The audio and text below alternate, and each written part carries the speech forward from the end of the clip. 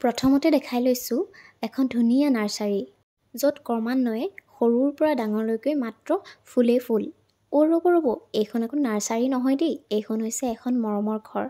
আজি গৈ আছোঁ মোৰ বৰ্তাৰ ডাঙৰজনী জীয়াৰী, আচলতে আমাৰ বা হ'ব সম্বন্ধত, আৰু পাপু বা আচলতে তেওঁলোকৰ ঘৰলৈ গৈ আছোঁ মান ধৰিবলৈ। আৰু বিয়াৰ যিহেতু আজি 7 মাহ পাৰ হৈ গৈছে আমাৰ, গতিকে বিয়াৰ পাছত আমাৰ ফুৰি চাকি অন্তই পৰা নাই। আৰু দেখিছে নহয় ইমান ধুনীয়াকৈ সজাই ৰাখিছে আচলতে। আৰু এইজোপা দেখিছেনে বাৰু? এজোপা টেঙাৰ গছ, সৰুতে টেঙাটো লাগে আচলতে, দেখিবলৈ খুব মৰম লগা। আৰু গৈ পোৱাৰ লগে লগে মই আৰু সৰু মাছ দেখাৰ লগে লগে মই ৰৈ থাকিব নোৱাৰিলোঁ, আৰু ইফালে সৰু মাছ কেইটামান বায়ে উলিয়াই দিলে।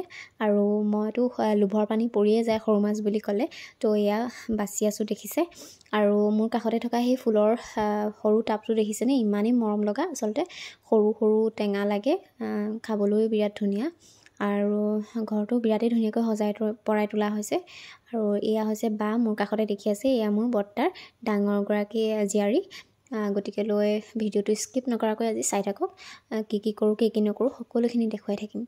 আৰু পাকঘৰলৈ সোমাই আহি দেখিলোঁ যে বায়ে বনাই আছে মই ভাল পোৱা আটাইতকৈ প্ৰিয় মাংসবিধ। কি জানেনে? হাঁহৰ মাংস। হাঁহৰ আৰু কোমোৰাৰ লগত কি মানে মজা কম্বিনেশ্যন।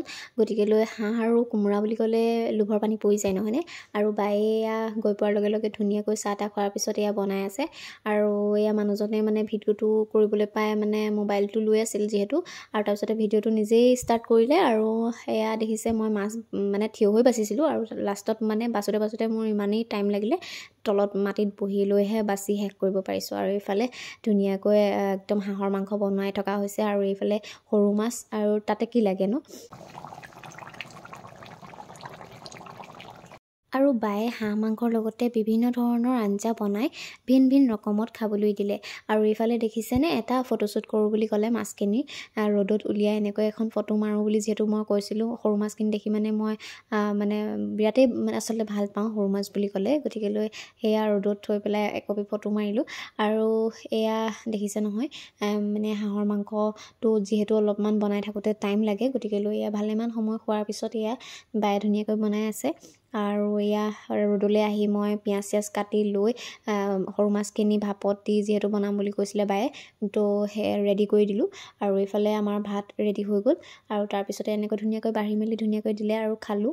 এয়া মানুহজন আৰু পাপু বা সকলোৱে মিলি এনেকৈ আচলতে খালোঁ এসাঁজ, আৰু ভাল লাগিলে আচলতে।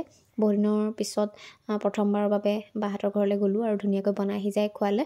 আৰু এয়া খাই মেলি অলপমান ওলাই আহিলোঁ, যিহেতু বাহঁতৰ ঘৰলৈ প্ৰথমবাৰ গৈছিলোঁ।